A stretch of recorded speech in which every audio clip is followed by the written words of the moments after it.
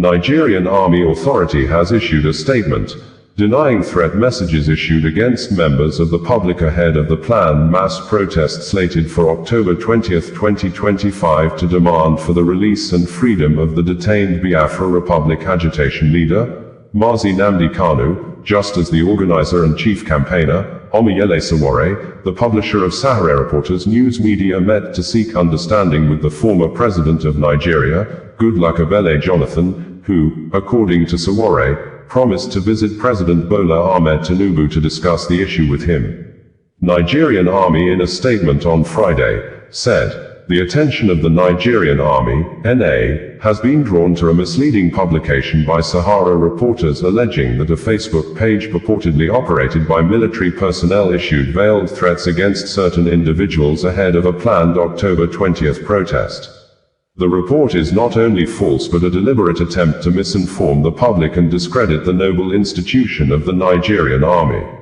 For the avoidance of doubt, the Nigerian Army has only two official social media handles, namely at HQ Nigerian Army and at Nigerian Army Info, which are duly verified on Facebook, X, formerly Twitter, Instagram and YouTube. Any other page or account outside these verified handles does not belong to the Nigerian Army and should be disregarded in its entirety.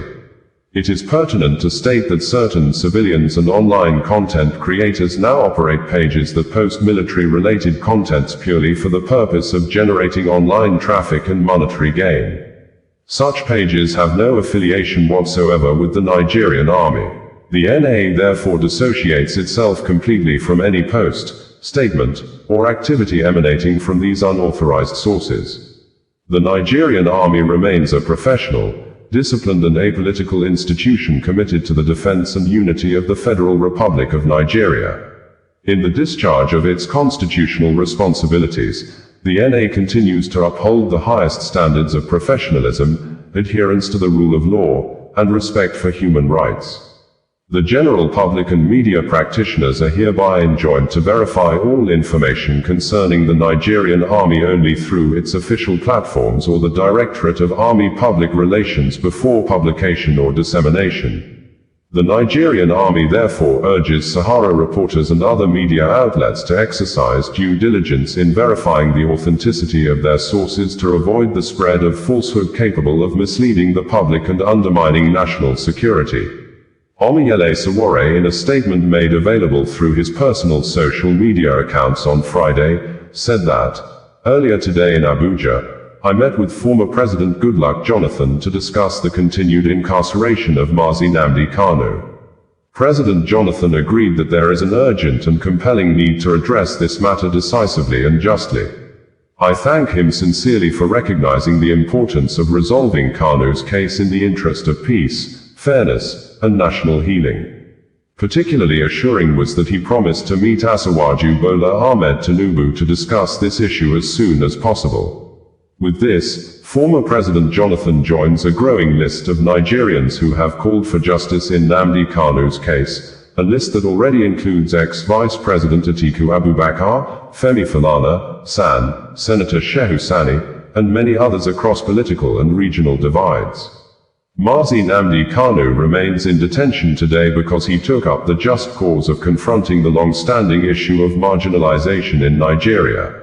Like other ethnic and regional activists whose politically motivated cases have been withdrawn or dismissed, Nnamdi Kanu should also be released without further delay. I once again call on all political, cultural, ethnic, and religious leaders across Nigeria to join this noble cause.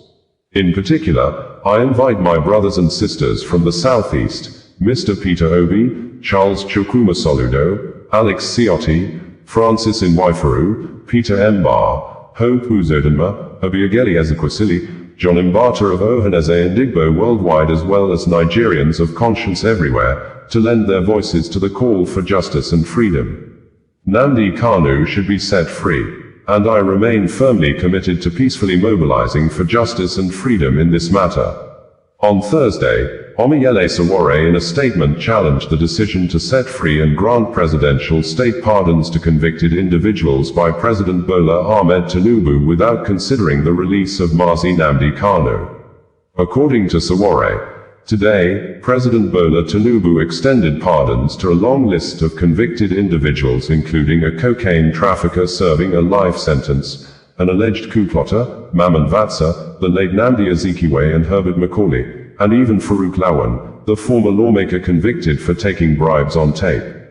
He also pardoned other known fraudsters and corrupt politicians. Yet, in all of this, Tinubu refuses to even consider the release of Mazi Nnamdi Kanu, who has been unjustly detained for years despite multiple court orders mandating his freedom.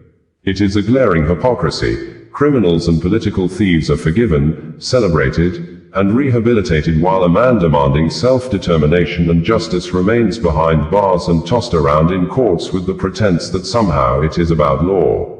Earlier, Sowore raised an alarm that the presidency is using DSS to contact and threaten politicians from the southeast, warning them not to endorse the Free Nnamdi Kanu Now movement or participate in Free Nnamdi Kanu Now, the planned march to Aso Rock Villa.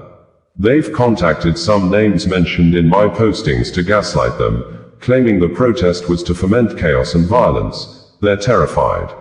However, we move forward and cannot be stopped. Bringing you the news in a more digital way.